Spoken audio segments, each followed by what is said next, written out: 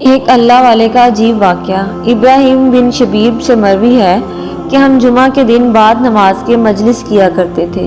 ایک شخص صرف ایک کپڑے میں لپٹا ہوا ہماری مجلس میں آ بیٹھا اور ایک سوال کیا۔ ہم لوگ مجلس کے برخاست ہونے تک مسائل فقہیہ میں گفتگو کرتے رہے۔ پھر وہ شخص دوسرے جمعے کو آیا تو ہم نے اس سے جواب دیا اور اس کا مقام اور اس کی حالت دریافت کی۔ اس نے اپنا پتہ بتایا، پھر ہم نے اس کی کنیت پوچھی۔ اس نے کہا ابو عبداللہ۔ ہم اس کی ہم نشینی سے بہت خوش ہوئے۔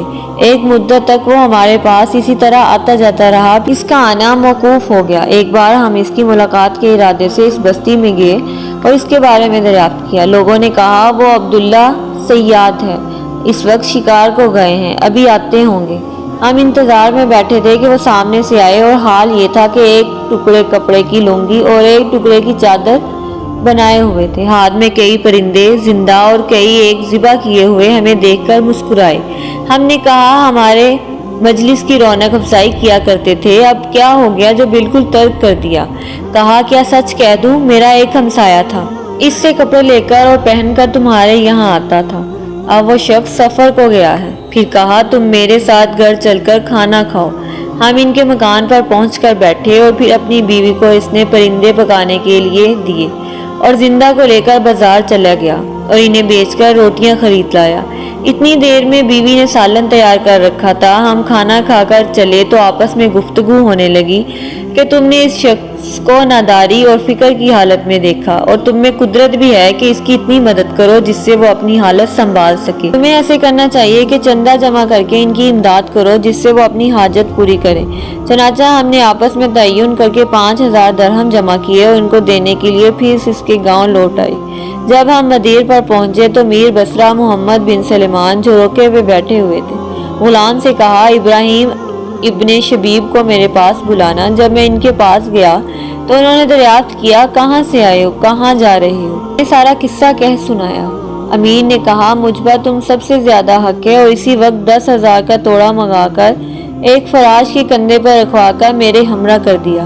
میں اور خوش ہوا اور جلدی سے اس گاؤں کی طرف روانہ ہوا اور ان کے دروازہ پر پہنچ کر سلام کیا۔ وہ جواب دیتے ہوئے باہر نکلے۔ جب میرے ہمراہ فراش کو اشرفیوں کے توڑوں کو دیکھا تو ان کے چہرے کا رنگ متغیر ہو گیا۔ کہنے لگے اے شخص تجھے مجھ سے کیا ہے، تو مجھے فتنے میں ڈالنا چاہتا ہے؟ میں نے کہا اے عبداللہ بیٹھ جاؤ، واقعہ یہ ہے۔ چنانچہ میں نے سارا قصہ کہہ سنایا۔ میں نے کہا تم جانتے ہو کہ وہ ایک ظالم امیر ہے، تم خدا کے واسطے اپنے نفس کو بچاؤ اور یہ لے لو۔ یہ سن کر ان کا غصہ اور تیز ہوا۔ اسی وقت گھر میں جا کر دروازہ بند کر لیا۔ میں نا امید ہو کر امیر کے پاس لوٹ آیا اور بغیر سچ کہنے کے کوئی چارہ نہ تھا۔ ناچار واقعہ بیان کیا، سنتے ہی کہنے لگا یہ شخص خارجی معلوم ہوتا ہے، اور غلام سے کہا تلوار لے آؤ۔ جب وہ لے آیا تو میرے ساتھ کر دیا اور کہا ان کے ساتھ جا کر اس کا سر کاٹ لاؤ۔ میں نے کہا خدا امیر کو سلامت رکھے، اس شخص کے معاملے میں خدا سے ڈرو۔ ہم نے اس کو دیکھا، وہ خارجی نہیں ہے، میں انہی کو تمہارے پاس بلاتا ہوں۔ راوی کہتے ہیں کہ میرا مقصد ان کو اس سے بچانا تھا۔ اس پر امیر کو اطمینان ہوا اور میں روانہ ہو کر ان کے دروازہ پر پہنچا اور سلام کیا تو ان کی بیوی کو روتا ہوا پایا۔ کہنے لگی کچھ خبر بھی ہے، تمہارے عبداللہ کا کیا قصہ ہوا ہے؟ میں نے کہا ان کا کیا حال ہے؟ کہا انہوں نے گھر میں آ کر جو کچھ ان کے پاس تھا رکھ دیا اور وضو کر کے نماز پڑھی، اور میں نے انہیں یہ دعا کرتے سنا کہ اے اللہ مجھے اپنے پاس بلا لے اور میں فتنہ میں نہ ڈال۔ یہ کہتے ہوئے لمبے لیٹ گئے۔ میں ان کے پاس پہنچی تو ان کا انتقال ہو چکا تھا اور یہ ان کی لاش موجود ہے۔ میں نے کہا اے بیوی یہ ہمارا بہت بڑا قصہ ہے، اب اس کا ذکر ہی نہ کرو۔ یہ کہہ کر ویسے ہی لوٹ کر میں امیر کے پاس آیا اور سارا حال میں نے ان سے بیان کیا۔ امیر نے کہا میں اس شخص کی نماز پڑھاؤں گا۔ یہ خبر شہر میں نشر ہو گئی۔ چنانچہ تمام اہل شہر بما عمرہ و ورثہ کے جنازہ میں شریک ہوئے۔ بے شک دنیا میں ایسے اللہ والے بھی گزرے ہیں کہ جو ساری زندگی اپنے آپ کو دنیا سے بچاتے رہے، اور جب دنیا میں پھنسنے کا وقت آیا تو دنیا ہی سے چل بسے۔